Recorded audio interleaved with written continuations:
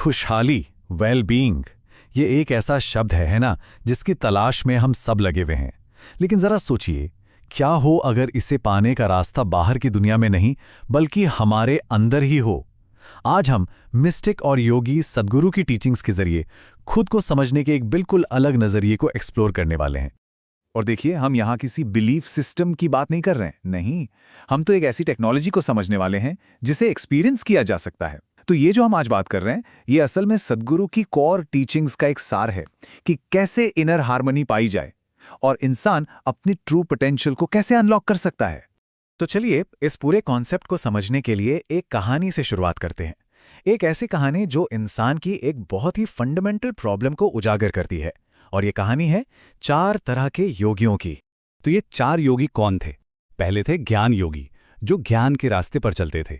फिर थे भक्ति योगी, डिवोशन और प्रेम के मार्ग पर। तीसरे कर्म योगी, जो एक्शन यानी निस्वार्थ कर्म के जरिए योग को पाते थे। और चौथे क्रिया योगी, जो अपनी इनर एनर्जीज को ट्रांसफॉर्म करने की टेक्नोलॉजी जानते थे। अब मजे की बात यह है कि ये चारों एक दूसरे को कुछ खास पसंद नहीं करते थे। हर किसी को लगता था कि उसका रास्ता ही सबसे बेस्ट है। फिर एक दिन एक जबरदस्त तूफान आया। बचने के लिए चारों को एक पुराने मंदिर में शरण लेनी पड़ी और तूफान इतना भयंकर था कि जान बचाने के लिए चारों ने कसकर एक मूर्ति को पकड़ लिया, एक दूसरे से चिपक कर। और बस उसी पल भगवान प्रकट हो गए। योगी तो हैरान रह गए। उन्होंने पूछा, हमने सालों तक साधना की, तब आप नहीं आए, और आज इस छोटे से काम से कैसे प्रकट हो गए? इस पर भगवान मुस्कुराए और बोले, क्योंकि आखिरकार तुम चारों मूर्ख एक साथ आ ही गए। अब इस कहानी का असली मतलब क्या है? सबसे इंटरेस्टिंग बात यही है कि ये कहानी उन 4 योगियों के बारे में है ही नहीं।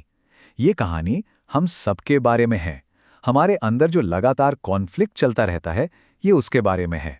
वो जो 4 मूर्ख थे ना, वो असल में हमारे ही 4 डायमेंशंस हैं। हमारा शरीर, हमारा मन, हमारी भावनाएं और हमारी ऊर्जा। अब सोच कर देखिए, ज्यादातर समय ये चारों अलग अलग दिशाओं में भाग रहे होते हैं, है ना? शरीर कहीं जाना चाहता है, मन कहीं और भटक रहा है, इमोशंस का तो पूछो ही मत, और एनर्जी कहीं और ही जा रही है। इसी वजह से अंदर एक लगातार खींचतान, एक कॉन्फ्लिक्ट बना रहता है। अब जैसे ही हम योग शब्द सुनते हैं, दिमाग में क्या आता है? शरीर को अजीब अजीब पॉस्चर्स में मोड़ना, राइट? मुश्किल आसन। पर सच कहूं तो ये योग की एक बहुत ही लिमिटेड और सतही अंडरस्टैंडिंग है। योग का असली मतलब है यूनियन या मिलन। ये एक टेक्नोलॉजी है, एक साइंस है, अपने अंदर की सिचुएशन को वैसा बनाने की जैसा हम चाहते हैं। सोचिए, जब ये चारों आयाम बॉडी, माइंड, इमोशंस और एनर्जी एक साथ एक ही डायरेक्शन में काम करते हैं, तो किस तरह की हार्मनी पैदा होती होगी। ओके, तो इस इनक्रेडिबल पोटेंशियल को और अच्छे से समझने के लिए चलिए अपने एग्जिस्टेंस के सबसे सॉलिड एस्पेक्ट पर फोकस करते हैं, हमारा फिजिकल बॉडी। अगर गैजेट्स का शौक है ना, तो इससे बेहतर गैजेट कोई और हो ही नहीं सकता। सीरियसली, ये जो ह्यूमन बॉडी है, ये इस प्लैनेट की सबसे सोफिस्टिकेटेड, सबसे कॉम्प्लेक्स मशीन है। इसकी कैपेबिलिटीज हमारी इमेजिनेशन से भी कहीं ज़्यादा हैं।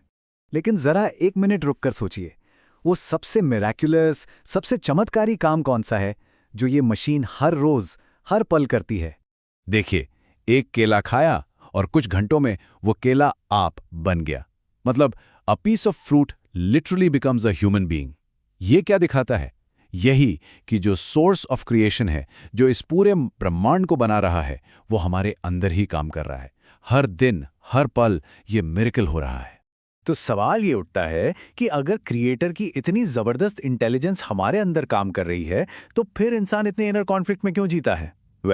इसकी वजह यह है कि हमारे अंदर 2 फंडामेंटल डिजायर्स हैं जो एक दूसरे के बिल्कुल ऑपोजिट हैं। एक तरफ है इंस्टिंक्ट टू प्रिजर्व, खुद को बचाने की, सुरक्षित रखने की चाहत। ये हमें दीवारें बनाने पर मजबूर करती है, सिक्योरिटी ढूंढने पर। और दूसरी तरफ एक लॉन्गिंग टू एक्सपैंड है, असीम होने की, बाउंडलेस होने की इच्छा, हर बाउंड्री को तोड़ने की चाहत।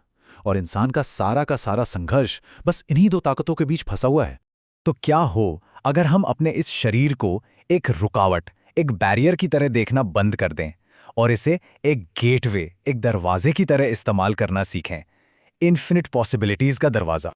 सद्गुरु कहते हैं कि ये बॉडी सिर्फ मांस और हड्डियों का ढेर नहीं है, ये एक एंटेना की तरह है।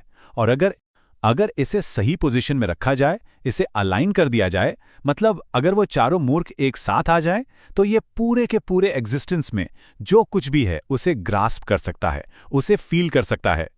लेकिन कड़वी सच्चाई ये है कि हम में से ज्यादातर लोग अपनी ट्रू कैपेबिलिटी का 1% से भी कम इस्तेमाल कर रहे हैं। सोचिए, हमारे पास ये इतना इनक्रेडिबल गैजेट है और हम इसका इस्तेमाल बस किसी तरह जिंदा रहने के लिए कर रहे हैं। और यही बात हमें आज के हमारे अंतिम सवाल पर ले आती है।